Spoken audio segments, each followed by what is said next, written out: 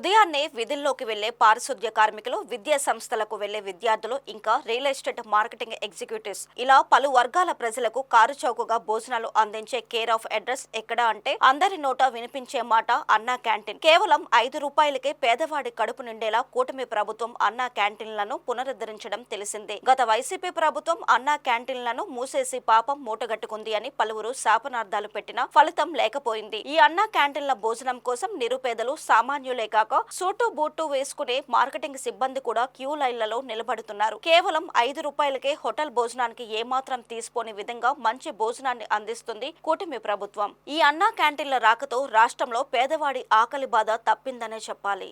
గత ఏడాది జూన్లో ఆంధ్రప్రదేశ్లో కూటమి అధికారంలోకి వచ్చిన తరువాత తిరిగి తెరిచిన అన్నా క్యాంటీన్లకు ప్రజల నుంచి విశేష స్పందన వస్తుందనే చెప్పాలి.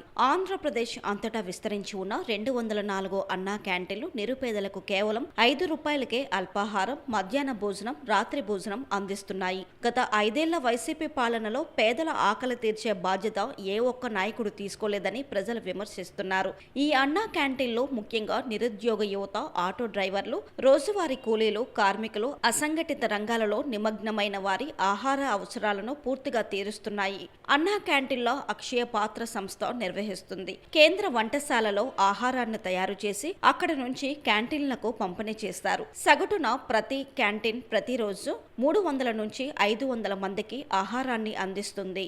సాధారణంగా ఈ క్యాంటీన్ కు వచ్చే సందర్శకుడు అల్పాహారం, మధ్యాహ్న భోజనం, రాత్రి భోజనానికి రోజుకు కేవలం ₹15 ఖర్చు చేస్తుంటే రాష్ట్ర ప్రభుత్వం మాత్రం ఒక్కో వ్యక్తి కోసం ₹75 చొప్పున చెల్లిస్తుంది. అంటే అన్ని ఖర్చులు కలుపుకొని రాష్ట్ర ప్రభుత్వం ఒక వ్యక్తి పూర్తి భోజనానికి మొత్తం ₹90 ఖర్చు చేస్తుందని హైదరాబాద్ కు చెందిన పీపుల్స్ పల్స్ అనే బృందం చేపట్టిన సర్వే ద్వారా వెల్లడైంది. రాష్ట్రంలో ఉండే ప్రతి క్యాంటీన్ రోజువారీ ఖర్చు ₹26,256. ఇక ఏపీలో ఉన్న అన్నా క్యాంటీన్లను కలిపి ₹53 లక్షల ఖర్చు అవుతుంది. అంటే అన్నా క్యాంటీన్లపై రాష్ట్ర ప్రభుత్వం వార్షిక వ్యయం 200 కోట్ల వరకు ఖర్చు చేస్తుంది. మన ఇంట్లో పుట్టినరోజు, పెళ్లిరోజు వంటి శుభ సందర్భాలు పురస్కరించుకొని ఇచ్చే విరాళాలతో అన్నా క్యాంటీన్లో ఉచితంగా భోజనాలు పెట్టే సదుపాయం కూడా ఉండడం విశేషం.